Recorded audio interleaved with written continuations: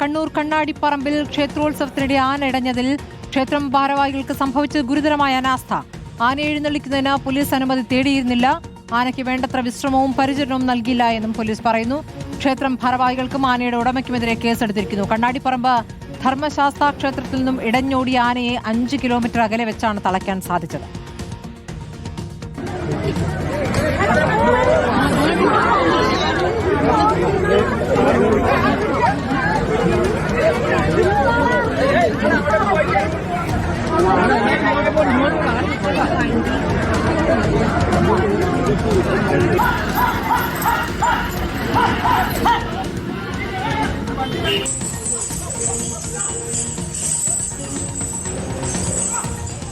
അർജുൻ കല്യാട വിവരങ്ങളുമായി. അർജുൻ, വലിയൊരു അപകടം ഒഴിവാവുകയായിരുന്നു. ആനയെ തളയ്ക്കാൻ കഴിഞ്ഞു എന്നുള്ളത് ആശ്വാസമാവുകയും ചെയ്തു. പക്ഷേ എപ്പോഴാണ് ഈ സംഭവം ഉണ്ടായത്?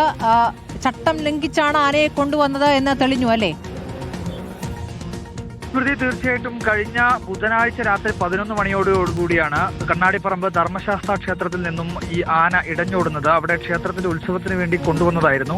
അവിടെ നിന്നും ഉത്സവത്തിന് ശേഷം അല്ലെങ്കിൽ ഉത്സവത്തിലെ എഴുന്നള്ളിപ്പിന് ശേഷം ആനയെ സാധാരണ രീതിയിൽ തളക്കാറുള്ള ഒരു സ്ഥലത്തേക്ക് കൊണ്ടുപോകുന്നതിനിടയിലാണ് ആന ഇത്തരത്തിൽ ഇടഞ്ഞോടുകയും അത്തരത്തിൽ ഒരു ഭീകരമായ ഒരു അന്തരീക്ഷം അവിടെ ഉണ്ടാവുകയും ചെയ്തത്.